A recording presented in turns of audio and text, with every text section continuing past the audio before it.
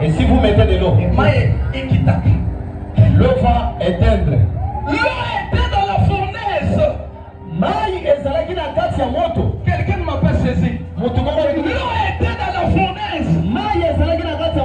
La quatrième personne s'appelle l'eau vivante. La piscine d'eau vive. Jésus-Christ. C'est pourquoi lorsque Jésus s'est présenté dans la fournaise, la fournaise n'avait plus d'impact. Les feux n'avaient plus de force. C'est pourquoi l'adoration que tu as faite ce soir, les feux qui étaient levés contre toi soient croisés.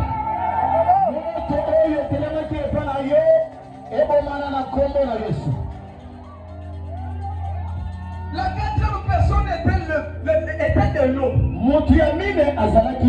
Il dit Nazali Maya Bobo. Il dit, je suis une eau vivante.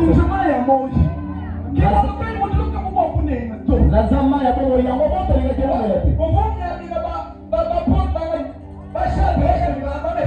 azalaki kosopane kwa Shadrach na Meshach. Tango moto ezopela, Shadrach azalaki na kati ya maji. Bazalaki na kati ya maji. La quatrième personne, c'est l'eau vivante. Moto ya mine azali mai ya bobo. Pour celui qui a adoré Jésus ce soir, moto nyonso agumbakaliza ya bobo. bapelisa na bango moto. Qu'ils allument du feu. Bapelisa na bango moto. Qu'ils allument du feu. Yebisa bango bapelisa lisusu moto. Dites-leur d'allumer le feu. Qu'il ajoute encore du feu. Baba kisa lisusu moto. Laisse qu'ils t'insultent et qu'ils ajoutent encore du feu. Laisse qu'ils disent tu es seulement là-bas qu'ils ajoutent du feu. Dites-leur d'ajouter encore la dimension du feu. Je sais celui qui est à mes côtés. Malgré votre feu, attaque au moto la bino. Rien ne me touchera au nom de Jésus. Et l'autre mon côté aussi manana comme na Yesu. Il dit Alors bien, mais les tomberont à ta gauche. batukoto bakokweya na loboko ya mwasi. Mais les tomberont à ta droite. 10 000 bakokweya na loboko ya mwasi. Ceux qui sont avec moi, ceux qui m'adorent en vérité, ceux qui m'adorent en vérité, ceux qui m'écoutent en vérité, ils ne seront jamais atteints au nom de Jésus.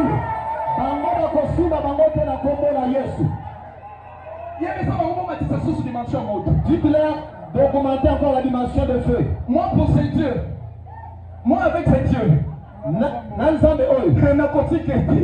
je ne l'abandonnerai jamais. je sais pourquoi je l'adore, papa. David David savait pourquoi il adorait. Malgré David était plus grand que les autres. Il savait qu'il y avait quelqu'un qui était plus grand que lui. C'est pourquoi il a dansé.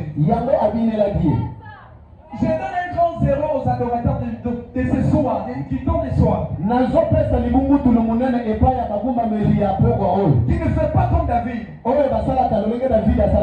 adorateur de Dieu. Vous savez, nous adorons Dieu dans toute la vie. Ce n'est pas seulement de chanter. D'ailleurs, l'adoration n'est pas synonyme de chant. Oui, vous confondez les choses. L'adoration, c'est toute une vie. C'est toute une vie. On peut être chante et non adorateur. Mais on peut être adorateur en étant aussi chante. C'est pourquoi tous ces gens qui sont là ne sont pas seulement des chants. Ils sont des adorateurs. Et les vrais adorateurs que l'Éternel cherche. Vous savez pourquoi je donne zéro à ces gens? Un adorateur qui adore Dieu avec le chapeau sur sa tête. C'est lui qui adore Dieu avec le chapeau à sa tête. Dans plusieurs églises, je vois ces choses. Quelqu'un dans un clip de Dieu portant un chapeau. Question n'a pas posé pour baptême. La question que je pose aux prédicateurs. Et la même question je la pose aux enfants de Dieu. Devant un grand. Devant un grand papa. Ton grand frère. Tu viens le saluer avec ton chapeau. Et qu'est-ce que tu feras? Qu'est-ce qu'il t'appelera? Comment est-ce qu'il t'appellera? Très impoli. Alors dit aux hommes autour au Kolimabé. Regardez aujourd'hui dans plusieurs clips de Dieu. Dans plusieurs églises. Et portent les chapeaux en adorant Dieu. Mais voilà les adorateurs. Mais ceux qui sont plus que nous.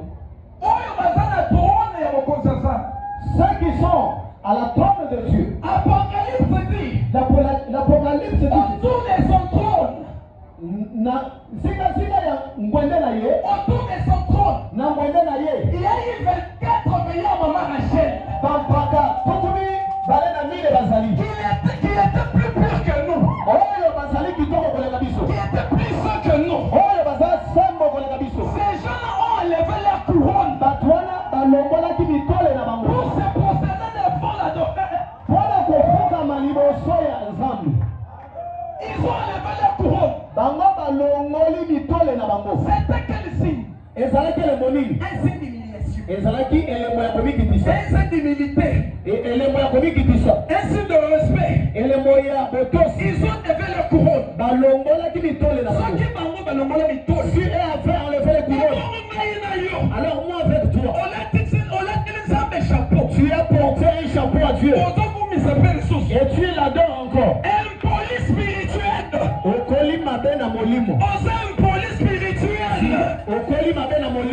Il y a une puissance qui se cache dans l'adoration. Cette maman témoigne que lorsque j'ai entendu parler de l'adoration, Amen. Adorer Dieu, c'est chercher son royaume. C'est chercher son royaume. C'est chercher son royaume. Il dit commencez par chercher mon royaume. Commencez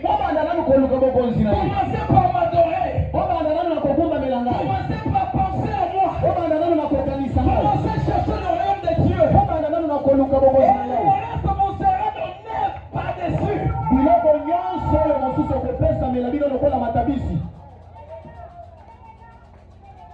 Il y a une puissance cachée dans l'adoration.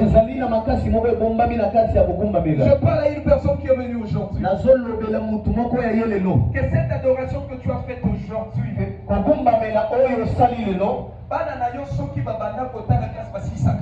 si tes enfants ne terminaient pas l'année scolaire, si on t'avait chassé dans plusieurs parcelles, le sujet que tu as pris aujourd'hui, seulement à travers la